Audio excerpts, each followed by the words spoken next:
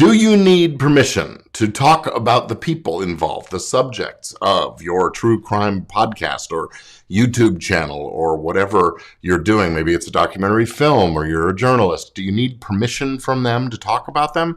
Well, hi, I'm Gordon Firemark, the podcast lawyer, and I help creatives in the business and business people in the podcasting industry cover their legal bases and protect themselves and the things that they create. And this is Legit Podcast Pro, a short weekly show where I offer legal tips and information and strategies on all of this, so you can get things done right, so you can grow your podcast like a pro. And I also love to answer your questions as well. So come on in and the water's fine. Let me know what's on your mind and what you got going. Here's the intro, and we'll be right back.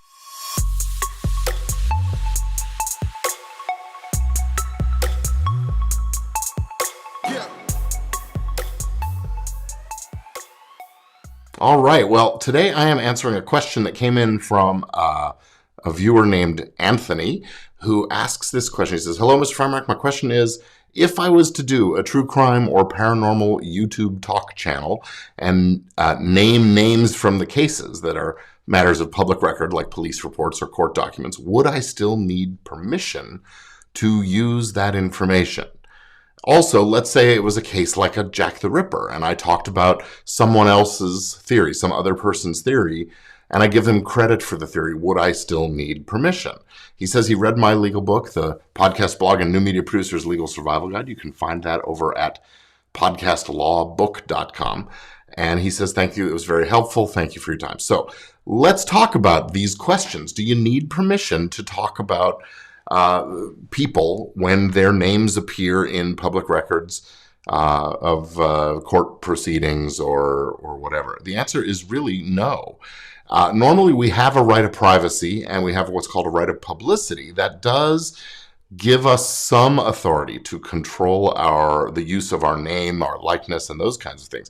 That's mainly tied to what we characterize as commercial uses that involve or propose some kind of a transaction or advertising and those kinds of things. But when it's the content of a story, a message, a narrative or a documentary kind of a storytelling, we're telling the news.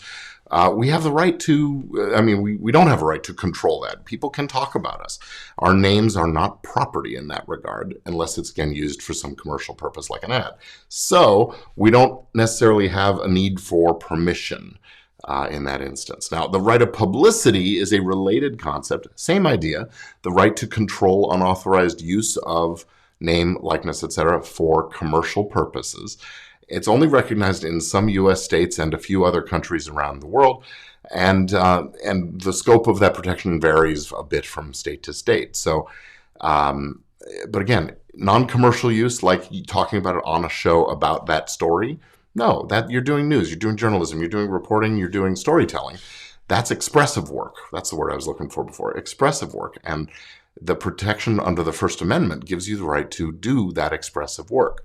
Now, that's not to say you shouldn't go get permission if it's easily available, because you want the cooperation of the person. You want them to support it. You want them to maybe promote your podcast, those kinds of things. But if it's somebody who is or was accused of a crime, they may not be very forthcoming with the permission, and they'd just as soon to let it fade into the background. Now, that doesn't mean that you can say anything you want about those people. The statements that you make have to be truthful. Otherwise, you run into issues around libel and slander. Libel in the case of a podcast or a YouTube channel where there's mass media involved. So in that instance, you've got to avoid false statements that could be harmful to a person's reputation. So you better do your fact checking, as I've talked about on previous shows. If you are reporting on the court proceedings and a witness testified or said that so-and-so did such and such a crime, you are allowed to repeat that statement even if it is false, because the truth of the matter is it was said in open court. So you're reporting. It's called the fair report privilege.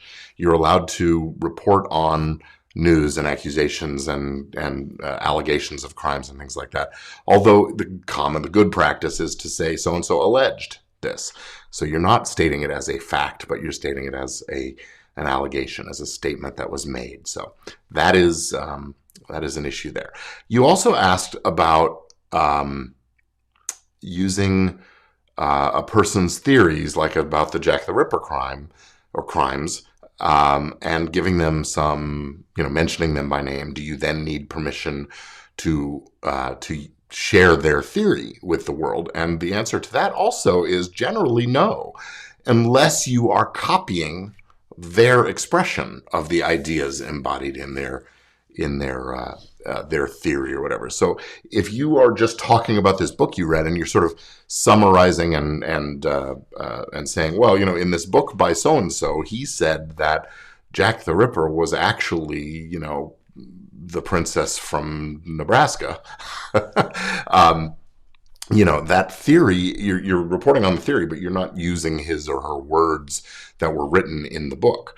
And in fact, giving that attribution credit to the source of the material, it's good for you because it takes you out of the credibility argument about whether or not you know what you're talking about.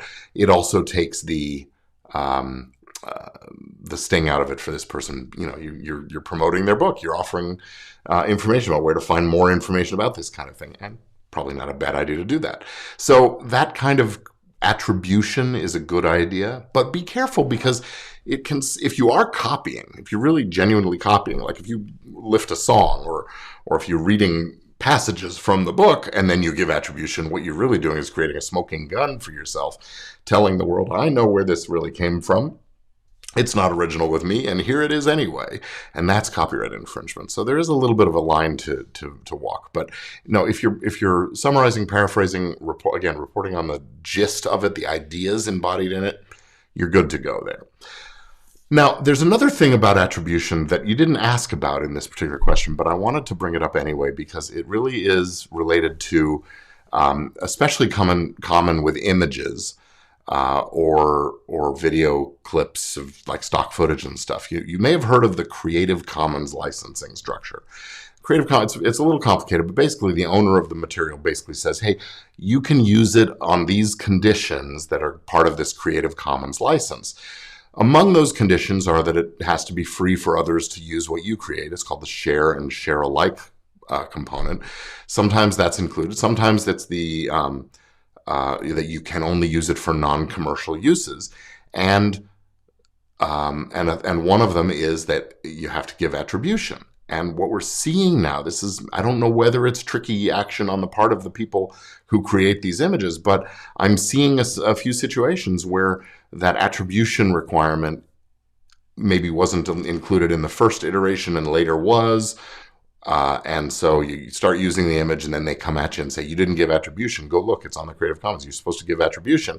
And then you end up in the crosshairs of an accusation or demand for money. And there are companies and law firms out there that are, really going after people for using images in sort of these circumstances. So there's a little bit of a honey trap there.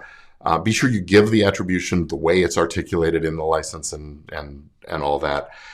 Just to avoid that, maybe even if there isn't an attribution requirement when you license the material, because you don't want to be dealing with paying license fees that you didn't expect and those kinds of things. So watch out for those Creative Commons licenses. And if you do use a Creative Commons license, make sure you get a copy of the license at the time that you're licensing it, because that'll be an important record to keep for yourself. So this all sounds like it's much more complicated than it is. It's really, grab a screenshot or download the license agreement and you're good to go.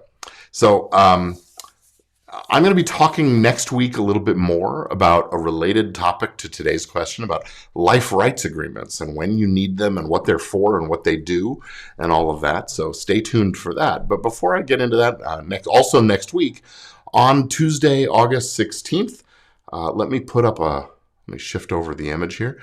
On Tuesday, August 16th, I'm going to be giving a free online workshop called Business and Legal Fundamentals for Podcast Growth and Profit. There it is. Business and Legal Fundamentals for Podcast Growth and Profit. Don't try to click the link on your screen in the video. It doesn't work, but the link is podcastlaw.net. Let me see if I've got that somewhere I can put it on the screen. I don't have it. PodcastLaw.net will get you registered there. Actually, what I'll do is do that right now. Put it up on the screen for you.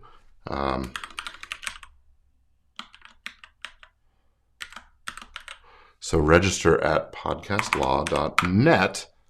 No, then now it's on the screen where I thought it was. Okay, I knew that was there somewhere. So go to podcastlaw.net and register for this free workshop next Tuesday.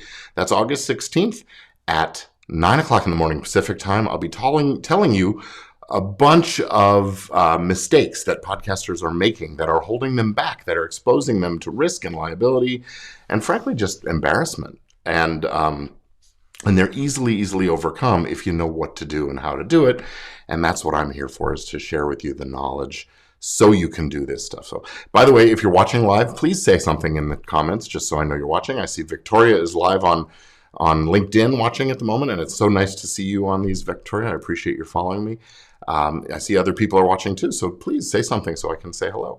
And do plan to attend on Tuesday, the Business and Legal Fundamentals workshop that I'm running. It's not going to be your typical webinar presentation with no interaction.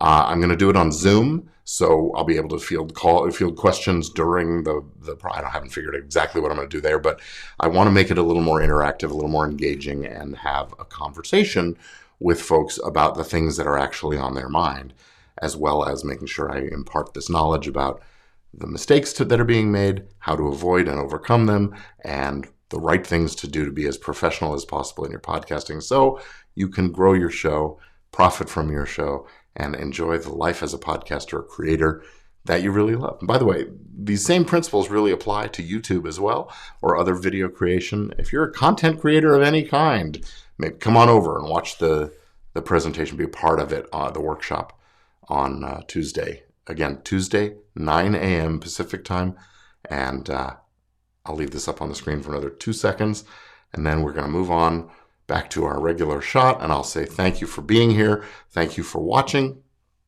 Tune in next week on Thursday at 4 p.m.